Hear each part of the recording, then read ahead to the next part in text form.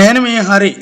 మరి ఇప్పటి వరకు టెట్కు 1,97,823 దరఖాస్తులు అయితే రావడం జరిగిందండి.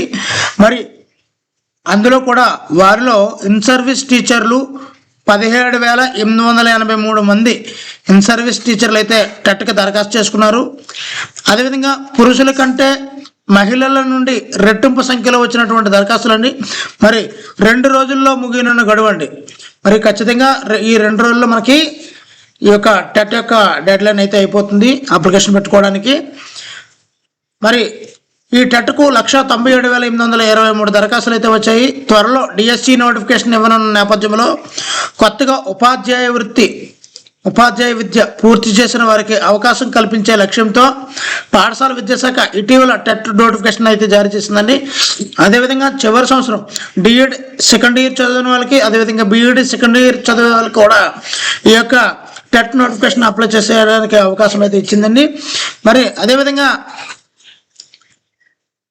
సుప్రీంకోర్టు ఆదేశాల మేరకు ఈసారి 17,883 మంది ఇన్ సర్వీస్ టీచర్లు కూడా టెట్కి అయితే దరఖాస్తు చేసుకున్నారండి. కాగా ఈ నెల 23తో దరఖాస్తు గడువు ముగియనుంది.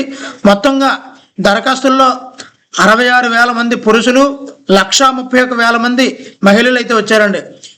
మరి పురుషులతో పోలిస్తే మహిళలు దాదాపు రెట్టింపు సంఖ్యలో ఉన్నారు, టెట్కి దరఖాస్తు అయితే చేశారు. మరి ఇది ఎలాగ ఉండగా ఇన్ సర్వీస్ టీచర్లకు కూడా టెట్ తప్పనిసరి అయినప్పటికీ మినహాయింపు లభిస్తుందన్న ఆశతో ఎక్కువ మంది దరఖాస్తు అయితే చేసుకోలేదండి.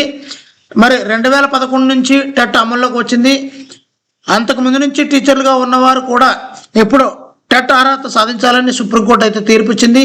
ఈ ప్రకారము రాష్ట్రంలో దాదాపు 1,00,000 మంది టీచర్లు ఈ పరీక్ష రాయాల్సి ఉందండి. కానీ ఇప్పుడు అందులో 25% మంది కూడా దరఖాస్తు అయితే చేసుకోలేదు. టెట్ అర్హత సాధించేందుకు ఇన్ సర్వీస్ టీచర్లకు 2 ఏళ్ల సమయం ఉంది. మరోవైపు చాలా రాష్ట్ర ప్రభుత్వాలు ఇన్ సర్వీస్ టీచర్లకు టెట్ నుంచి మినహాయింపు ఇవ్వాలని సుప్రీంలో రివ్యూ పిటిషన్లు అయితే దాఖలు చేశాయి. దానిపై విచారణ అయితే కొనసాగుతుంది. కేంద్రం కూడా మినహాయింపుకు చర్యలు తీసుకుంటామని హామీ ఇచ్చిందండి. ఈ నేపథ్యంలో పరీక్ష రాయాల్సిన అవసరం ఉండదని టీచర్లు అయితే భావిస్తున్నారండి. ఇదండి విషయం. మరి మిత్రులారా, ఇంకా మీరు టెట్కి దరఖాస్తు అయితే చేయకపోతే లాస్ట్ 2 రోజులే ఉందండి. కాబట్టి మిత్రులు వేగంగా త్వరగా ఎటువంటి చివరికి వచ్చే కొలది కూడా సర్వర్ మొరాయించే అవకాశం ఉంది. కాబట్టి వేగంగా మీ యొక్క అప్లికేషన్ దరఖాస్తు చేసుకోండి. మరి వీడియో నచ్చితే తప్పనిసరిగా లైక్ చేయండి. ఇలాంటి మరిన్ని వీడియోల కోసం ఛానల్ సబ్స్క్రైబ్ చేసుకోండి. Thank you.